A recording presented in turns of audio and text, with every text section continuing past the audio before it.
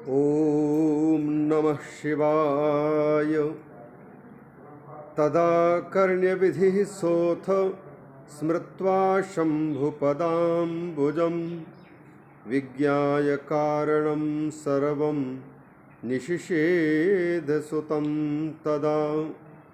मेने हितं न विद्युक्तं नारदो ज्ञानिसत्तमः शिवमायामोहितश्च रूढचित्तमदाङ्कुरः। शिवेच्छायादृशी लोके भवत्येव हि सा तदा तदधीनं जगत्सर्वं वचस्तन्त्यां स्थितं यतः।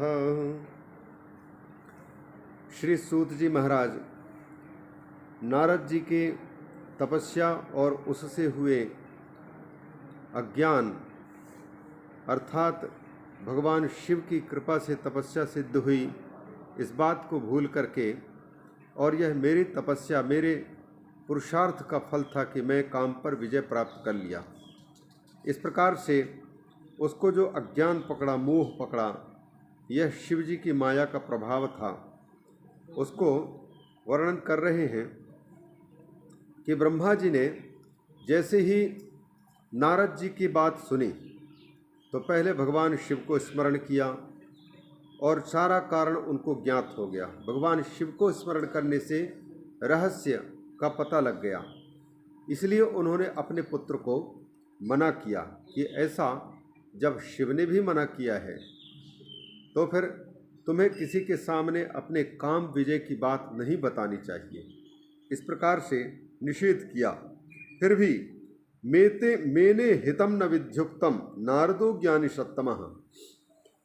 नारद जी ब्रह्मा जी की भी बात नहीं स्वीकार किए, नहीं माने, और बड़ी सुंदर बात कहते हैं, ज्ञानी सत्तमः। जो व्यक्ति अपने आप को पहले से ही ज्ञानी समझ रखा हो, उस व्यक्ति को कोई हित की बात यदि बताएगा, नहीं स्वीकार करना होगा तो उसको कितना भी समझाओ वो स्वीकार नहीं कर सकता। तो ज्ञानी सत्तम है नारद, अर्थात ब्रह्मा जी की भी बात, शंकर जी की भी बात उनको क्यों पसंद आएंगे? क्योंकि वो अपने आप को मान रखे हैं कि हमने काम पर विजय प्राप्त की है और मैं सब कुछ जानता हूँ। और ये तो शंकर जी और ब्रह्मा जी को तो ईर्ष्या के कारण मेरी बात, मेरी प्रशंसा, मेरा उत्कर्ष सहन करने में नहीं आ रहा है। इसलिए भगवान शंकर ने भी और ब्रह्मा जी ने भी, उन दोनों ने शिव माया मोहितश्च रूढ़ चित्त मदांकुरः, शिव माया के मोहित होने के कारण और चित्त में मद का प्रादुर्भाव हो जाने के कारण ब्रह्मा जी ने किसी की बात, वो शंकर की बात भी और ब्रह्मा जी की बात भी नारद जी नहीं स्वीकार किए। सुंदर बात कहते हैं, शिवेच्छा यादृशी लोके भवत्येव हि सा तदा। भगवान शंकर की जैसी इच्छा होती है और उनके प्रेरित माया जो कराना चाहती है वही होता है, कोई कितना भी कोशिश करे। क्यों?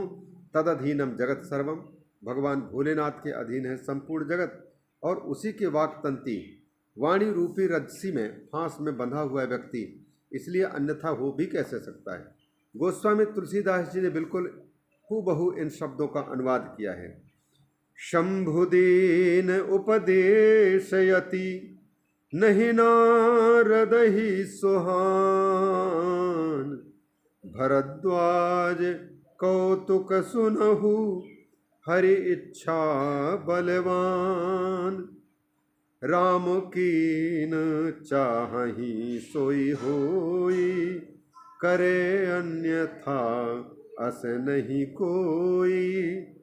शंभु बचन मुनि बचन, शंभु बचन मुनि मन नहीं भाए, तब विरंचि गे लोक सिधाए, तब विरंचि के लोक सिधाए। एक बार फिर ब्रह्मा जी ने भी समझाया और उनके समझाने पर भी जब नारद जी को समझ में नहीं आए तो फिर नारद जी के बारे में आगे वर्णन करते हैं गोस्वामी तुलसीदास जी, और जिसका हम शिवपुराण में भी वाचन करेंगे। एक बार कर तल कर बीना, गावत हरि मुख गावत हरि गुण गान प्रवीणा।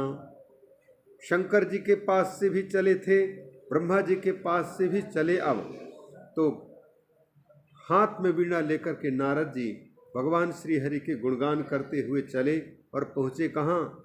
क्षीर सिंधु गवने मुनिनाथा, जहाँ बस श्री निवास श्रुति माथा।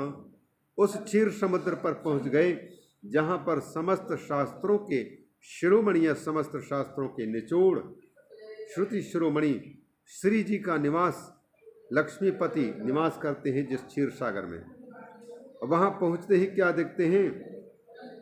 भगवान क्षीर सागर में शेषशायी प्रभु हरसि मिले उठी रमा निकेता, बैठे आसन ऋषि समेता। भगवान रमापति श्री विष्णु भगवान तो अत्यंत प्रसन्न होकर के संत आए हुए सोच करके उठे और नारद जी को अपने बराबर आसन पर बिठाया। फिर भगवान ने पूछा, बोले बिहसी चराचर राया, बहुते दिनन कीन मुनिदाया। मुनिराज, बहुत दिनों के बाद में आपने अनुग्रह किया, हमें दर्शन दिया। सारे चर और अचर प्राणियों को अपने बस में करने वाले, सबका संचालन करने वाले, सत्ता स्फूर्ति देने वाले प्रभु क्षीर सागर में रहने वाले भगवान विष्णु ने उनसे पूछा कि बहुत दिनों में कृपा की। तब नारद जी ने पूरा वृत्तांत कह सुनाया जो उनके साथ में हुआ।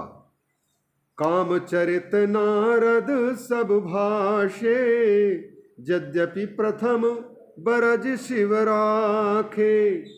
यद्यपि भगवान शिव ने भी मना किया था और ब्रह्मा जी ने भी मना कर दिया, फिर भी उन्होंने विष्णु भगवान के सामने अपना सारा चरित्र सुना दिया।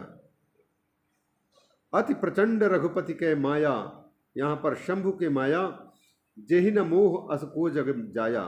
कौन ऐसा है जिसको सारे संसार में रहने वाले प्राणी को भगवान की माया नहीं नचाती है, अर्थात माया का असर पड़ता ही पड़ता है। रूख बदन करि बचन मृदु, बोले श्री भगवान, तुम्हारे सुमिरन ते मिटहि मोह मार मदमान। श्यावर रामचंद्र की जय, पवन सुत हनुमान की जय। शेष चर्चा नारद मोह की और विष्णु के साथ में होने वाले संवाद की शिव पुराण के अनुसार और उसी का अनुवाद रामचरितमानस के अनुसार सायंकालीन सत्र में पुनः प्रारंभ करेंगे। आज की वाणी को यहाँ ही विराम देते हैं। 11:30 बजने को हो आए हैं और क्योंकि पंगत का भी टाइम होने वाला है, अतः वाणी को यहाँ ही विराम देते हैं। बोलिए शंकर भगवान की जय, जगत गुरु श्री चंद्र भगवान की जय।